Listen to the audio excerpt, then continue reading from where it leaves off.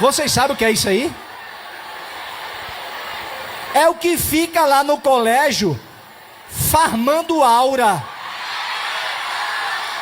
Vou fazer uma pergunta aqui para as moças. Você queria casar com um rapaz? Eu nem perguntei. Você queria casar com um rapaz que ele tivesse na praça do seu bairro no campeonato de farmar aura?